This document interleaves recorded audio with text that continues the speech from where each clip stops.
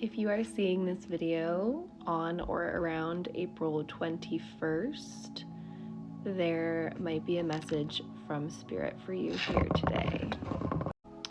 I just wanted to cleanse and purify the space for this reading. So if you'd like to receive that cleansing now, you can accept that before we get into the cards today. I hope that you have all been very well. The new week is beginning, new season beginning. Taurus season began yesterday.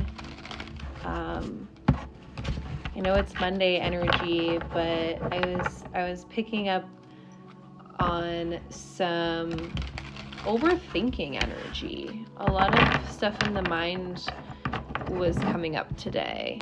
Yeah, Ace of Swords here.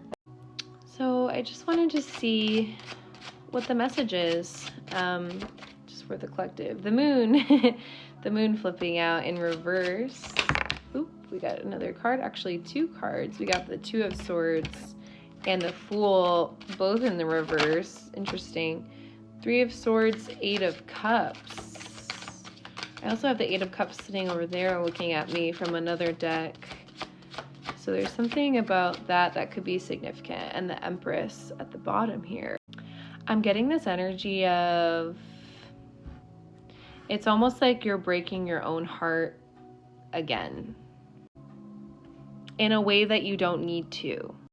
With the Fool in reverse here, the Three of Swords and the Eight of Cups, the Two of Swords in reverse.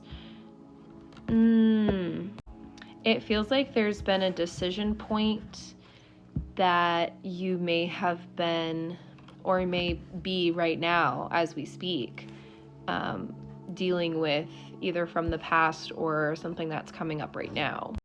And I feel like Spirit is saying, like, you don't have to take the path back to this energy anymore. This is actually tying into another message that a channel that I received yesterday, actually, 222. But that message was about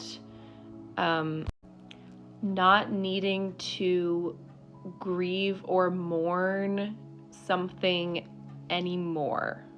And I say that delicately with a lot of love. Like, I'm talking about like something that you've already healed the wounding and the pain around. And this could be a multitude of things. This could even be like a place, like you moved somewhere and that is weighing on your heart heavily for some of you. Others of you, it's family, or like a friend breakup of some kind, or a breakup maybe. But Spirit is saying, like, you've done and healed a lot of this work already on yourself, and there's almost no there's almost no point in going back that far. I want to get some more on that. The Devil, you guys. 333. The Devil and the Sun.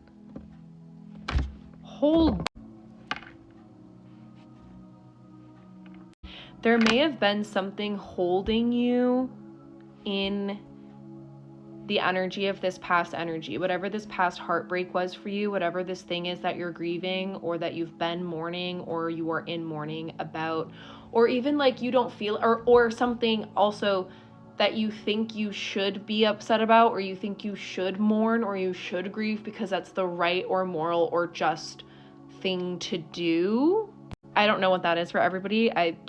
But there's this energy that could have been like holding you in that, thinking that that's going to illuminate something for you, but really it's leaving you stuck in like indecision and like your past cycle, if that makes sense.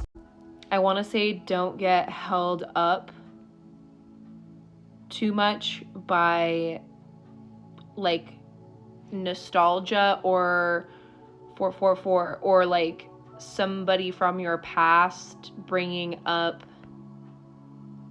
things that you no longer resonate or even have to deal with in your life anymore. because it's not going to be something that adds to your arsenal. It would just sort of be a waste of time. That's kind of what I'm getting. Only take it if it resonates, of course. As always, be discerning with that. But Six of Swords in reverse. Yeah, it was keeping you from just like charting new waters. Like you weren't able to chart new waters because you keep on going into your past, into either a specific situation, or it could be multiple things for some of you as well. Let's see what else came forward here. Knight of Pentacles and the Knight of Wands at the bottom here. Yeah, there's something about like a teenage energy, like you're from your teen years.